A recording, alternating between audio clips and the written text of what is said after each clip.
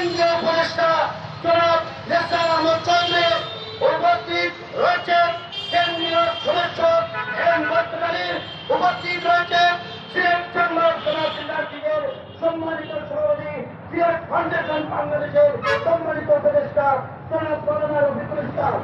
এর পর্যায়ে আপনাদের সামনে গুরুত্বপূর্ণ বক্তব্য রাখেন নির্যাতিত মুসলমানের পক্ষে সিলেটের আন্দোলন সংগ্রামে ভারতের পশ্চিমবঙ্গ তথা ইন্ডিয়া জুড়ে মুসলমানকে প্রকাশ্যে হত্যা করা হচ্ছে, মুসলমানের ইবাদতের জায়গা মসজিদকে প্রকাশ্যে ভূমি কাটিয়ে তুলে দেওয়া হচ্ছে।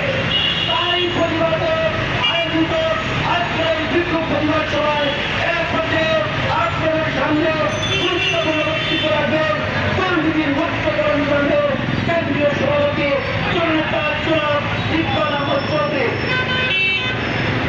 আমরা জানিয়ে দিতে চাই ভারতের নরেন্দ্র মোদীকে তোমার লাগানো আগুনে তুমি জ্বলিয়ে পড়ে ছাই হয়ে যাবে। আমরা ইসলামী অনুশাসন হলো আমরা এই সম্প্রীতির এই বাংলাদেশের 70 কোটি মুসলমান আপনাদের সাথে আছে। আমি সিলেট ফাউন্ডেশন বাংলাদেশের সকল নেতৃবৃন্দদেরকে আমার সংগঠন সিলেট কল্যাণ সংস্থা, সিলেট বিভাগ যুব কল্যাণ সংস্থা, সিলেট প্রবাসী কল্যাণ সংস্থার পক্ষ থেকে আন্তরিক শুভেচ্ছা অভিনন্দন জ্ঞাপন করছি। এ ধরনের সুন্দর একটি প্রতিবাদ সভা আয়োজন করার জন্য হিন্দুরা করার আগে চিন্তা করে হিন্দুরা গঠন করার পরে বক্তৃতার সাথে চিন্তা করে সেই কৌশল হিন্দুদের দেখেন। এই মুসলমান যারা শাহাদাত বরণ করেছে, হে আল্লাহ তাদেরকে জান্নাতুল ফেরদাউস নসিব ফরমাও।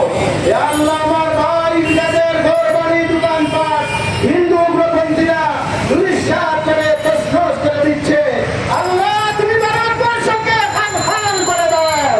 হে আল্লাহ ভারতবর্ষকে টুকরা টুকরা করে দাও। আর আল্লাহ মুসলমানদের শত্রুদেরকে তুমি ধ্বংস করে দাও। আল্লাহুম্মা শাত্তিত শামলাহুম ওয়া মাযযিক জামাআহুম ওয়া দাম্মির দিয়ারাহুম। আয় আল্লাহ তাদের ঘরবাড়িকে টুকরা টুকরা করে দাও।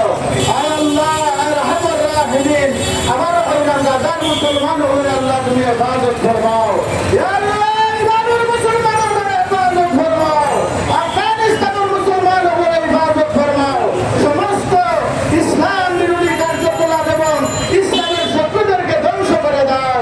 ওয়া সাল্লাল্লাহু তাআলা আলা খায়রি খালকি মুহাম্মাদিন ওয়া আলা আলিহি ওয়া আসহাবিহি আজমাইন। আমিন আমিন।